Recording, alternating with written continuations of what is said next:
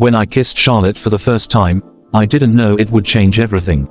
We were sitting under the old elm tree in the park, the one by the quiet pond. The sky was soft that evening, painted with fading orange light and slow-moving clouds. I remember her eyes, grey like the sea before a storm. Her fingers trembled a little as she reached out and touched my face. Then she smiled. "Benjamin," she whispered, "you always look like you're about to disappear." I smiled back, a little shy. "Only when you're not around." She laughed softly, her voice like leaves falling.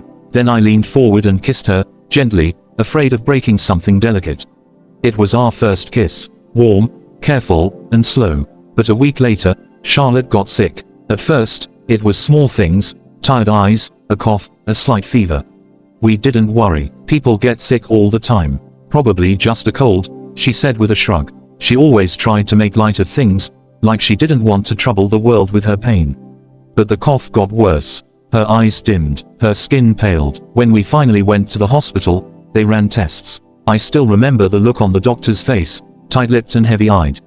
He called us into a white room with flickering lights and too much silence. "There's something in her blood," he said. "We need more tests." Charlotte just nodded, but I could feel her fingers dig into my hand. She got worse quickly. By the second week, she couldn't walk without help. Her legs would tremble under her weight, and her breath would come in short, broken gasps.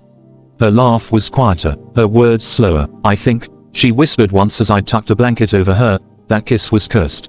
I shook my head. "Don't say that." "But it was so perfect," she smiled. "I think it stole all my luck." The doctors said it was something rare, an autoimmune disease triggered suddenly. The strange part was the timing. It showed up right after our kiss, right after the happiest moment of our lives. I stayed by her side every day. I read to her, sang badly, drew silly pictures. I brought her the lilacs she loved, even though the smell made her nauseous now. She laughed anyway. "I still love lilacs," she said, "even if I can't keep them close anymore." It was the same with me. She couldn't be near me for long. Her immune system started reacting to everything, including me. They said it was as if her body thought I was a threat, even when all I wanted was to hold her. There were days when she was too tired to speak. On those days, I would just sit beside her bed, holding her hand. Even if she didn't squeeze back, I held on. I told her stories from when we first met, the time we got caught in the rain and danced anyway, or when we ate too much ice cream and watched the stars until morning. Sometimes her lips would curve into a faint smile. That was enough for me. Love, I learned, is not always loud or shining. Sometimes it is quiet, warm, and patient. Sometimes love is just sitting in silence while the person you care about fades. She asked me one night, "Ben, do you think it was really your kiss?" I didn't know what to say. I had thought about it 100 times. Was it something I carried? Some strange infection? A touch of fate? Was I her doom disguised as a dream? "I don't know," I whispered. She looked out the window. "If it was, I don't blame you." That broke something in me. I wanted her to hate me, blame me, scream at me, anything, but she forgave me, even when I hadn't forgiven myself. That is what love looks like.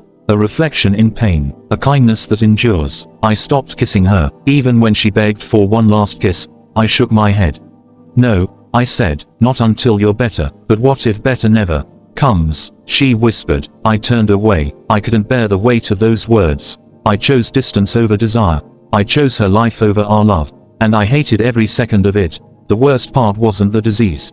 It was watching her smile less and less. Her once bright laugh turned into silence. Her fingers, once full of music and drawings, now lay still. The girl who once danced barefoot in the park now stared at the ceiling for hours.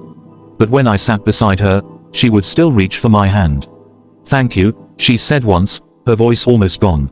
"For what?" "For not leaving in time." Her parents asked me to step back. "She needs to rest more," they said. "You're here too often." But I knew the truth. They were afraid she'd get worse with me around. Maybe they were right. Maybe my presence was poison to her. I started visiting only once a week, then once every 2 weeks, then once a month. Each time I walked into her hospital room, it felt emptier. Like time was peeling her away from me piece by piece. But every visit, she would whisper the same thing, "Don't forget me." As if forgetting was even possible. Then, one winter morning, I got the call. She had fallen unconscious the night before and hadn't woken up. I rushed to the hospital, heart thudding like thunder. She lay in bed, pale as snow, her lips slightly parted, breathing through tubes.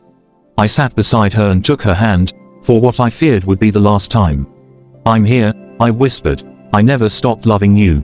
And then, without permission, I bent down and kissed her forehead.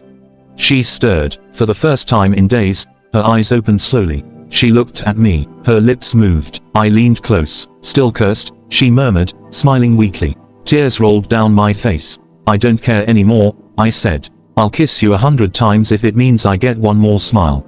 She smiled again, and then she closed her eyes. Charlotte passed away that night. There were no final words, no dramatic last breath, just a quiet goodbye. The machines beeped a little longer, then stopped, and the room was still. People say time heals all wounds. I don't think that's true. Some wounds just become part of you. I still walk past the park. I still visit the elm tree.